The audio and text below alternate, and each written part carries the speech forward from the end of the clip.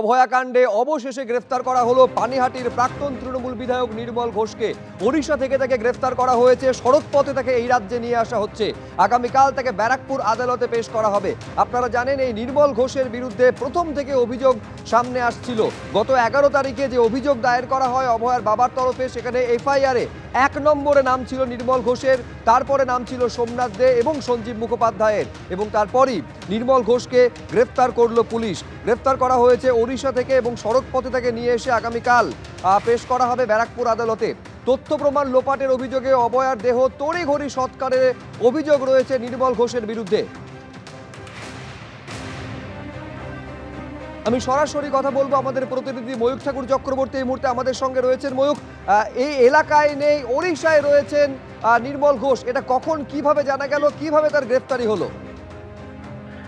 দেখো, গত 11 তারিখ যখন অভয়ার পরিবারের সদস্য অভয়ার বাবা লিখিত অভিযোগ খড়দা থানায় রুজু করলেন, তারপরই পুলিশ আধিকারিকরা তদন্ত শুরু করেন। এই কেসে তুমি যেমনটা বললে, এফআইআরে 1 নম্বরে নাম ছিল পানিহাটির প্রাক্তন তৃণমূল বিধায়ক নির্মল ঘোষের, এবং তারপর দেখা যায় যে নির্মল ঘোষ বাড়িতে নেই, এবং তার বিভিন্ন সূত্র মারফত যেটা খবর পায় রাজ্য পুলিশের ব্যারাকপুর কমিশনারেটের ডিডি এবং তার সঙ্গে খড়দা থানার আধিকারিকরা যে উড়িষ্যায় রয়েছেন নির্মল ঘোষ। এরপরই ব্যারাকপুর ডিডি এবং খড়দা থানার একটা টিম তারা জয়েন্টলি একটা রেড করে, এবং সেই তল্লাশি অভিযানেই কিন্তু এই নির্মল ঘোষকে অ্যারেস্ট করা হয়েছে।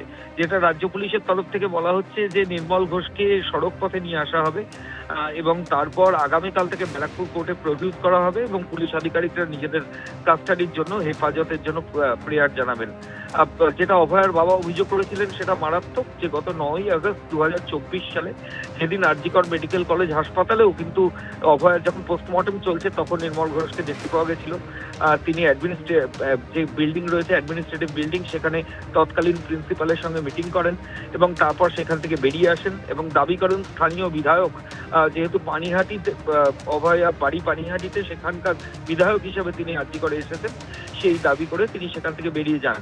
এরপর আরো মারাত্মক অভিযোগ, যখন তার দেহ অভয়ার দেহ তার বাড়িতে পৌঁছয় তখন কলকাতা পুলিশের যেমন ডিসি নর্থ তিনি টাকা অফার করেছিলেন বলে মারাত্মক অভিযোগ রয়েছে নির্মল ঘোষের বিরুদ্ধে। যে অভিযোগ রয়েছে যে রীতিমতো পুলিশের গাড়ি দিয়ে এসকর্ট করিয়ে ওই দেহ নিয়ে পানিহাটি শ্মশান পৌঁছানো, এবং তার আগে 2টি দেহ ছিল, তার আগে তড়িঘড়ি শ্মশানের কর্মীদের ম্যানিপুলেট করে সেখানে দেহ সৎকার করা, এবং পরিবারের সদস্যদের তরফ থেকে যে রিচুয়াল হিন্দু ধর্মের রয়েছে সেটাও পর্যন্ত তারা করতে দেননি। এমনই মারাত্মক অভিযোগ। কি কারণে পানিহাটির প্রাক্তন বিধায়ক, তৃণমূল বিধায়ক এত তড়িঘড়ি এরকম একটা সেন্সিটিভ ম্যাটারে তিনি পোস্টমর্টম করালেন দায়িত্ব নিয়ে শ্মশানে দাঁড়িয়ে থেকে, যেখানে তার পরিবারের সদস্যরা নেই, এটাই তদন্তকারী আধিকারিকরা জানতে চান।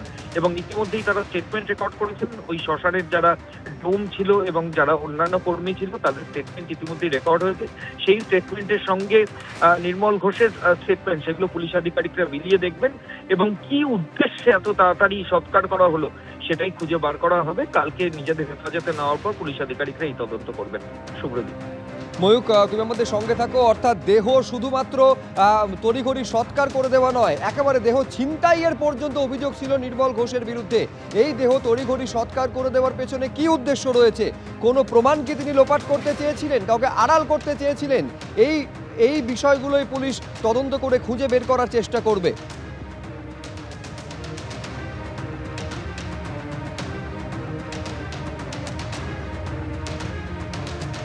নতুন করে যে এফআইআর রুজু করেছিলেন অভয়ার বাবা, সেখানে 3 জনের নাম ছিল। প্রথম নাম ছিল নির্মল ঘোষ, পানিহাটির প্রাক্তন তৃণমূল বিধায়ক। তারপরে নাম ছিল সোমনাথ দে, যিনি প্রাক্তন চেয়ারম্যান পানিহাটি পুরসভার এবং প্রাক্তন কাউন্সিলর, তার নাম ছিল। এবং এই 3 জনের খোঁজ শুরু করে পুলিশ, এবং তারপর গ্রেফতার করা হয় ওড়িশা থেকে নির্মল ঘোষকে। নির্মল ঘোষ, সোমনাথ দে এবং সঞ্জীব মুখোপাধ্যায় 3 জনের নামে অভিযোগ জানিয়েছিলেন অভয়ার বাবা।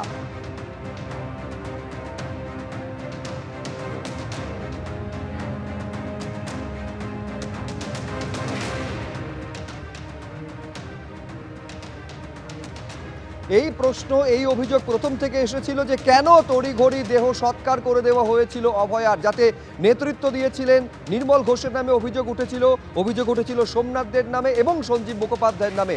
গত 9 তারিখে নতুন করে তদন্ত শুরুর নির্দেশ দিয়ে কি বলেছিলেন রাজ্যের মুখ্যমন্ত্রী, দেখুন।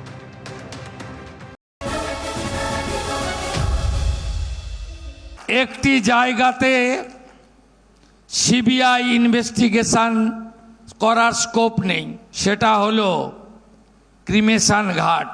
আমি সিপি আছে,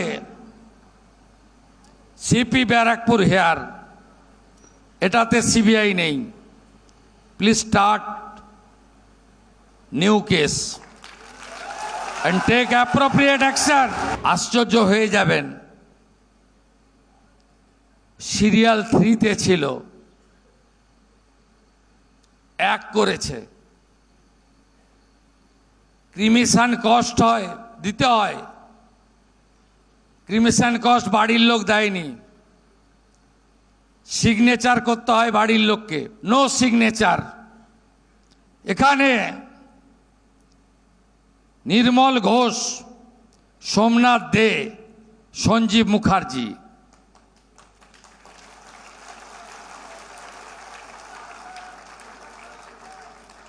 এই 3 জন এই কাণ্ড করেছেন। আমি সিপি আছে, সিপি ব্যারাকপুর হেয়ার, এটাতে সিবিআই নেই। Please start new case and take appropriate action.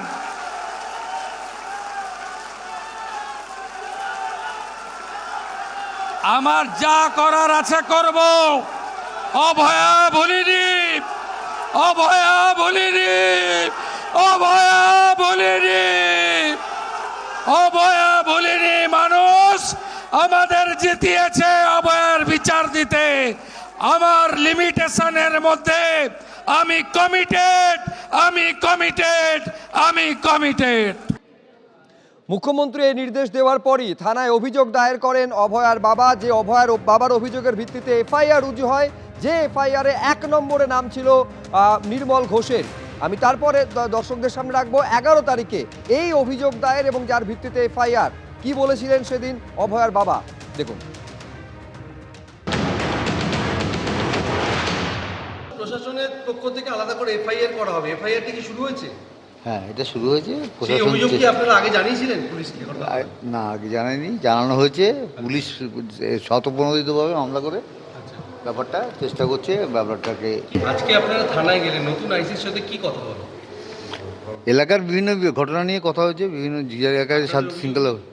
নির্মল ঘোষ, সোমনাথ দে আর হ্যাঁ, সে তো মুখ্যমন্ত্রী নিজে প্রকাশ্যে বলে গেছেন, বলেছেন এই ব্যাপারটা দেখতে। এই যে ব্যাপারটা আমার মেয়েকে যিনি তাড়াতাড়ি পুড়িয়ে দিয়েছিল, সেই ব্যাপারটা নির্মল ঘোষ, সঞ্জীব মুখার্জি আর সোমনাথ দে, কেন এর কি উদ্দেশ্য ছিল সেটা ভালো করে তদন্ত করতে বলা হয়েছে। 11 তারিখ যে প্রথম অভয়ার বাবা এই 3 জনের বিরুদ্ধে অভিযোগটা করছেন এমনটা নয়। ঘটনা ঘটার দিন থেকে এই 3 জনের বিরুদ্ধে অভিযোগ করে এসেছেন অভয়ার পরিবার। গত বছর কি বলেছিলেন অভয়ার মা, দেখুন। নির্মল ঘোষ, সোমনাথ দে এবং সঞ্জীব মুখার্জি এরা দ্রুত নিয়ে আমার মেয়ের দেহটাকে পুড়িয়ে দেওয়ার ব্যবস্থা করেছে।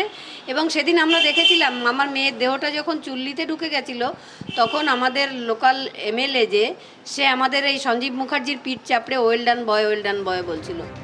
এবিপি আনন্দ, এগিয়ে থাকে, এগিয়ে রাখে।